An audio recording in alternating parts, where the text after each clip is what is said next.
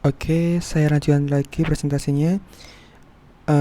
Slide selanjutnya itu adalah pengukuran ketidakmurnian suatu node. Ada 3 cara di sini. Bisa menggunakan Gini index, bisa menggunakan entropi dan misclassification error seperti itu. Nah, Gini index itu rumusnya adalah 1 dikurangi epsilon dengan batas bawah I sama dengan 0 C kurangi 1 PIT kuadrat seperti itu. Dimana yang kedua, saya lanjutkan dulu, dimana yang kedua itu epsilon atau negatif dari epsilon I batas bawah I sama dengan 0 sampai batas atasnya adalah C dikurangi 1 PIT logaritma dengan basis 2 PIT. Misclassification itu adalah 1 dikurangi maksimal PIT.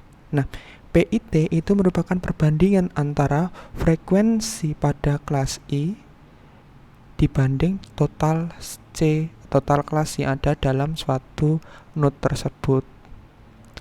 Oke, saya ulang lagi, PI itu adalah, katakanlah di sini di setiap cabang ada 2 kelas tadi, kelas 0 dan kelas 1. Di sini ada 3, di sini ada 2. PI0 itu adalah perbandingan antara kelasnya 3 dibagi total datanya, berarti 5. PI1 itu adalah 2/5. Gitu ya? Oke.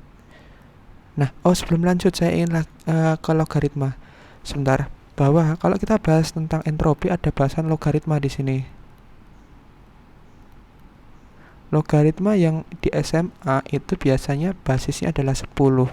Nah, atau bisa ditulis dengan log 10. Tetapi jika bukan log 10, log gitu aja. Nah, tapi jika ada logaritma dengan basis yang selain 10, maka biasanya dituliskan dengan log basisnya apa. Nah, seperti itu. Nah, kalau kita kilas balik waktu SMA dulu aja. Kita kilas balik yang ini dulu aja, ini kita sisihkan. Berarti kalau ada log 10, maka jawabannya adalah 1. Log 100, jawabannya adalah 2. Log 1000, jawabannya adalah 3. Kok bisa 1, kok bisa 2, kok bisa 3? Saya ulang lagi sekilas bahwa kenapa? Karena lognya tadi basisnya berapa? Di sini basisnya adalah 10 kan? 10 pangkat berapa itu sama dengan 10. Nomor 2, 10 pangkat berapa hasilnya adalah 100. 10 pangkat berapa hasilnya adalah 1000. Nah, pangkat berapa? Di sini pangkatnya 1, di sini pangkatnya 2, di sini pangkatnya 3. Gitu kan? 1, 2, dan 3. Sedangkan kalau kita bicara tentang entropi tadi dia menggunakan log basisnya 2. Nah, maksudnya apa? Sama seperti tadi, log 2 hasilnya 1. Log basis 2 4, dia hasilnya 2. Log 2 basis 2 8, dia 3. Maksudnya gimana? Sama seperti tadi juga, persis sama. 2 pangkat berapa yang hasilnya adalah 2. 2 pangkat berapa yang hasilnya adalah 4. 2 pangkat berapa yang hasilnya adalah 8. 2 pangkat berapa yang hasilnya 2. 2 pangkat 1. 2 pangkat 2 hasilnya 4. 2 pangkat 3 hasilnya 8. Seperti itu ya, untuk sekilas untuk pembahasan tentang logaritma. Nah, gimana sih cara mendapatkan suatu split atau suatu splitting yang terbaik? Kita memiliki 3 parameter di sini. Kita harus tahu impurity measurement-nya di dalam P, yaitu adalah impurity dalam parent-nya sebelum splitting, dan M setelah splitting. Impurity measurement di setiap child-nya atau setiap anaknya, dan M tersebut nantinya akan menjadi bobot impurity dalam child-nya. Dan yang ketiga itu adalah kita memilih atribut mana yang memiliki gain yang tertinggi. Ingat, gain yang tertinggi, atau bisa juga dengan mendapatkan informasi pengukuran ketidakmurnian di dalam M yang terendah, gitu kan. Ini terendah bisa untuk mendapatkan gain yang tinggi, gitu kan. Ini rendah, ini pasti imbasnya adalah ini tinggi, begitu toh. Nah, saya lanjut. Yang diartikan measurement impurity di dalam P atau sebelum splitting adalah ini. Ini adalah P. Nanti gini yang ada di sini itu adalah P atau impurity measurement atau immeasure, pengukuran kemurnian atau ketidakjelasan.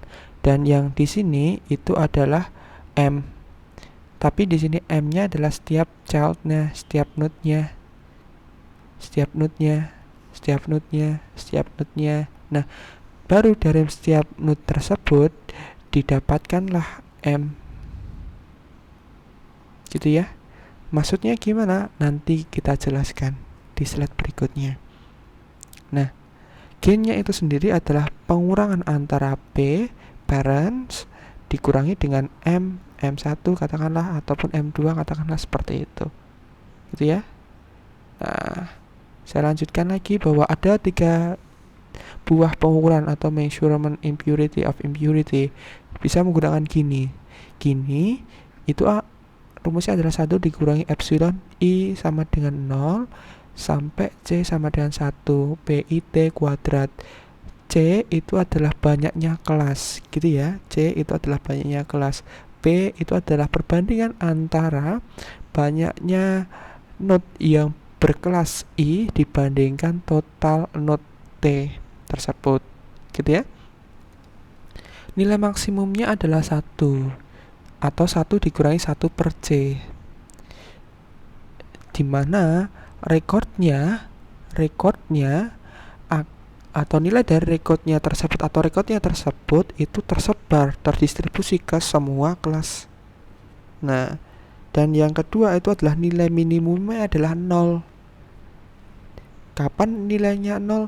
Dimana semua rekodnya tersebut akan mengarah pada satu kelas, seperti itu, gitu ya. 0 dia mengarah ke satu kelas. Tapi kalau dia maksimum 1 dikurangi 1 per C itu adalah tadi terdistribusi ke semua kelasnya.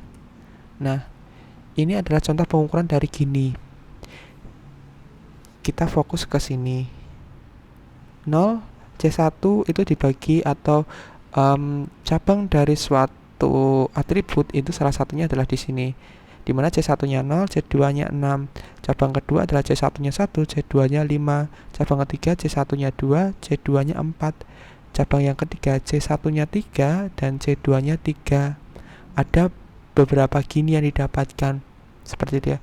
Gini 0, 1, 0,278, 0,44 dan 0,5. Bagaimana sih mendapatkan gini?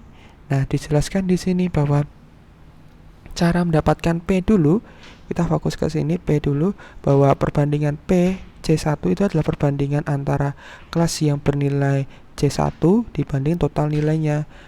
Kelas yang bernilai C1 itu berapa? Atau data yang bernilai C1 itu berapa? 0. 0 dibagi totalnya berapa? 6. Nah, 0. Terus P C2 itu adalah 6 dibandingkan totalnya berapa? 6. 1 dikurangi 0 kuadrat dikurangi 1 kuadrat. Jawabannya adalah 0. Yang kedua, PC1 sama dengan 1 dibagi 6, ya. 1 dibagi totalnya ada 6 di sini. 6. Nah, terus yang kedua, C2 itu adalah bernilai 5 dibanding 6, gitu toh. Nah, gininya adalah 1 dikurangi 1 per 6 kuadrat dikurangi 5 per 6 kuadrat. Hasilnya adalah 0,278. Begitu juga dengan yang ketiga. Nah, sering juga mereka mengistilahkan Gini split itu dengan Gini index, sama. Tetapi di Gini ini adalah merupakan perhitungan secara global di setiap atributnya, cabang atributnya, bukan per node-node lagi, bukan per kelas tadi, seperti tadi. Nah, Gini split di sini saya gunakan istilah Gini split dulu, adalah epsilon dikali ni per n Gini I, seperti itu. Oke, dimana K itu adalah banyaknya kelas dan N1 itu adalah banyaknya record pada child I, dan yang N itu adalah banyak record pada parent P. Maksudnya gimana? Nah, ada suatu atribut, katakanlah B. B ini dibagi menjadi 2 buah cabang, berarti menggunakan binary splitting kan? Yes dan no. Yes pada node N1 dan no pada node N2, katakanlah seperti itu. N1 itu berarti ada dua kelas kan, kelas C1 dan C2. Nah, di sini ada 5 dan ada 1. Gini indeksnya itu adalah 1 dikurangi 5 per 6 kuadrat dikurangi 1 per 6 kuadrat. Itu kan? Sudah jelas kan? Dapatkan 0,278. Gini N2 itu adalah 1 dikurangi 2 per 6. 2, saya ulangi lagi, 2 dibagi 6, itu kan? Dikurangi 4. 4 dari mana? 4 dari sini. 4 dari mana? 4 dari sini. 4. 6 dari mana? Total nilai yang ada di N2. Hasilnya ini. Nah, parentnya sendiri sudah memiliki Gini. Gini di sini maksudnya adalah Gini split. Gini splitnya adalah 0,486. Gini split yang ada di node child atau anaknya itu adalah perbandingan antara 6 per 12. 6 itu apa? Ya tadi N1 ada berapa banyak data di sana? 6 dibagi total data yang ada di parent berapa? 12, gitu kan? Totalnya berapa? 6 dibagi 12. 12 dari sini 12 dikali 0,78. 0,78 dari mana? Dari sini 0,78. 0,6 ditambah 6 dibanding 12. 6 totalnya dibanding 12 dari sini dikalikan 0,44. Dari sini hasilnya adalah 0,361. Hasilnya adalah G-nya adalah 0,486 dikurangi 0,361. Berapa? 0,125. Semakin bagus G-nya, semakin tinggi G-nya itu semakin bagus. Bisa juga semakin rendah Gini indeks di dalam childnya atau anaknya itu juga bisa semakin membaguskan suatu Gini. Nah, kita fokus pada data yang berkategori atau beratribut kategorikal. Bisa menggunakan multi-way split, bisa menggunakan two-way split. Kalau two-way split kan dibagi menjadi 2 partisi ya, partisi kan. Katakanlah di sini atributnya adalah car type. Kalau two-way split ada 3 kategori di sini. Katakanlah sport, luxury, dan family.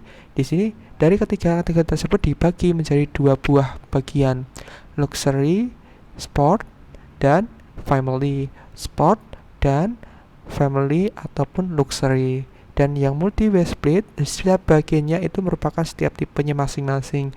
Car type dibagi menjadi family sendiri, sport sendiri, dan luxury sendiri. Seperti itu ya. Nah, kalau di sini silakan dicari Gini indeksnya.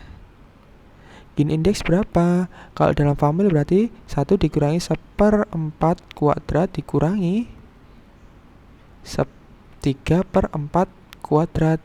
Gini indeks dalam family. Di dalam sport berarti 1 dikurangi 8 kuadrat dikurangi 0/8 kuadrat. Terus luxury 1 dikurangi 1/8 kuadrat dikurangi 7/8 kuadrat. Hasilnya tersebut barulah dimasukkan ke Gini split. Sama seperti itu juga di two-way splitnya berlaku cara yang sama. Selanjutnya pertanyaannya adalah, bagus yang mana?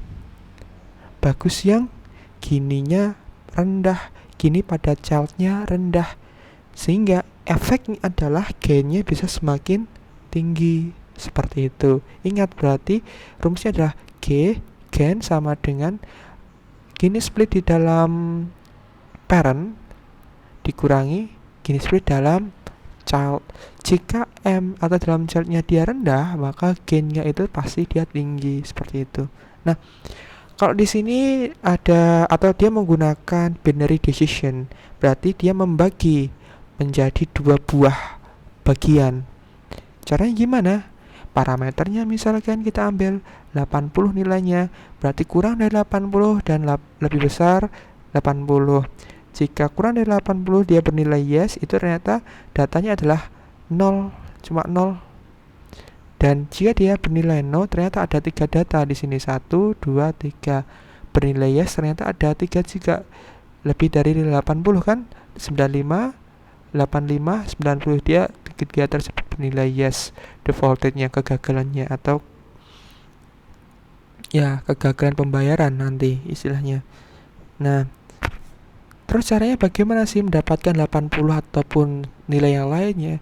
Kita sorting dulu value-nya dari kecil ke besar, seperti itu. Nah, dari sorting tersebut kita tetapkan bahwa nilai pembatasnya, nilai batasnya atau splitting position-nya seperti apa.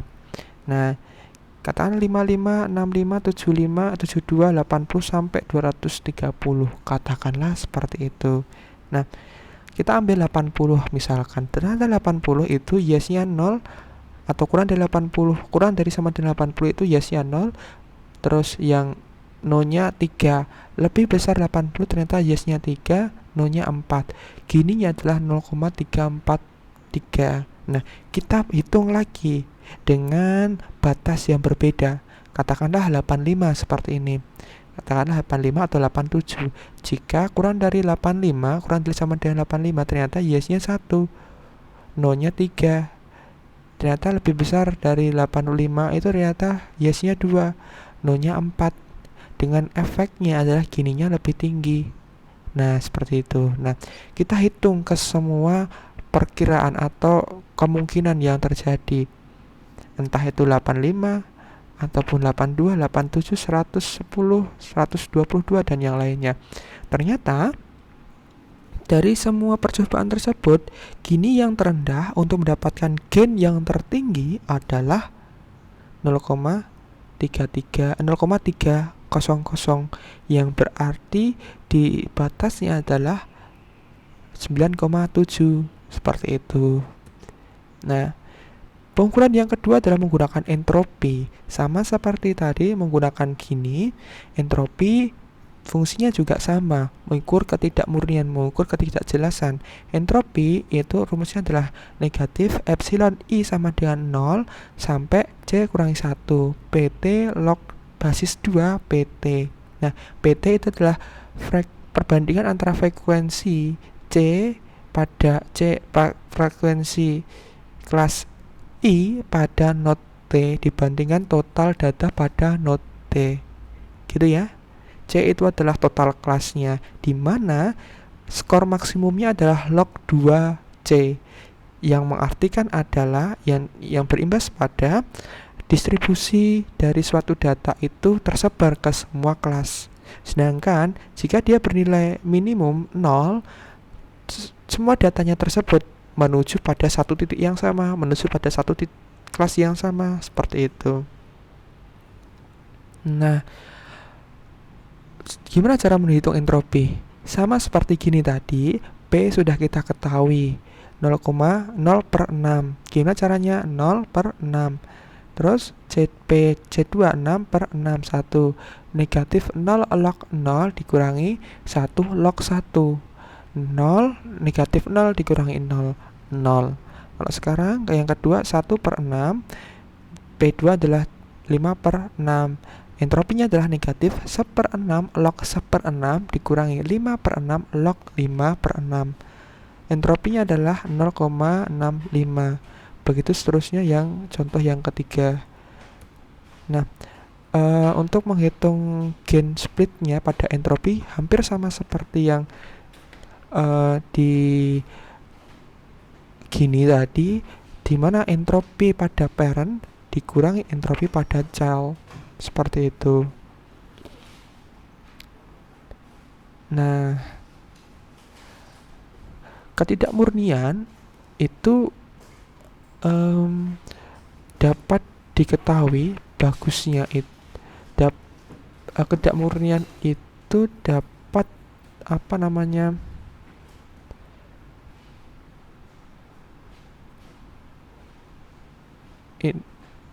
iya, nggih, monggo Pak. Masalah dalam data yang bernilai besar, katakanlah seperti ini.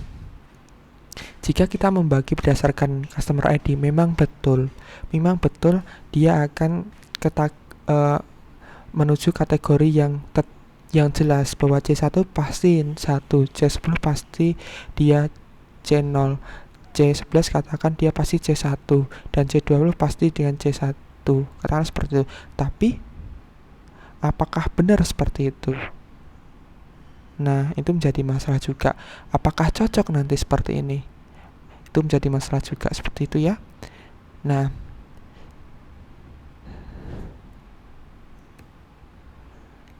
gain rasionya itu adalah gain split tadi dibagi split info. Split info itu adalah epsilon I sama dengan 1 sampai K NI per N log 2 NI per N. Sudah kita bahas semuanya di dalam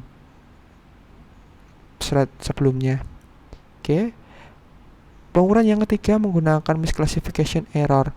Error sama dengan 1 dikurangi maksimum PIT. Maksudnya gimana? Atau sebelum maksudnya gimana? Nilai maksimumnya adalah 1 dikurangi 1 per C, di mana rekodnya itu terdistribusi ke semua kelas. Sedangkan yang bernilai minimum 0 itu rekodnya itu condong pada satu kelas, seperti itu. Nah, misclassification error seperti ini, bahwa P-nya tadi kan sudah kita ketahui sendiri kan, sudah nggak usah saya bahas lagi, bahwa errornya adalah 1 dikurangi maksimum 0,1. Berarti nilai yang paling maksimum di mana ini? 1. Nilai yang paling maksimum di mana ini? 0,56. Berarti 1 dikurangi 5 per 6. Nilai maksimumnya yang mana ini? 4 per 6. Berarti nilai maksimumnya adalah 4 per 6. Berarti errornya adalah 1 dikurangi 4 per 6. Seperti itu.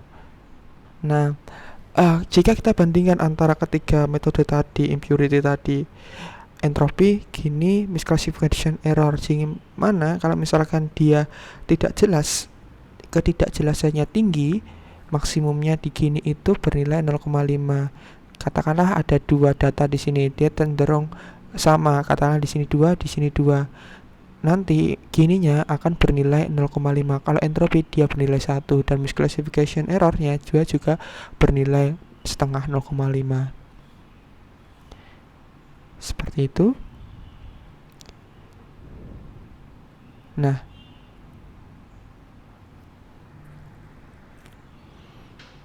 oke, ini sudah. Nah, ini nanti kita bahas di saat tatap muka, kita diskusikan. Terima kasih atas perjumpaannya. Saya akhiri. Assalamualaikum warahmatullahi wabarakatuh.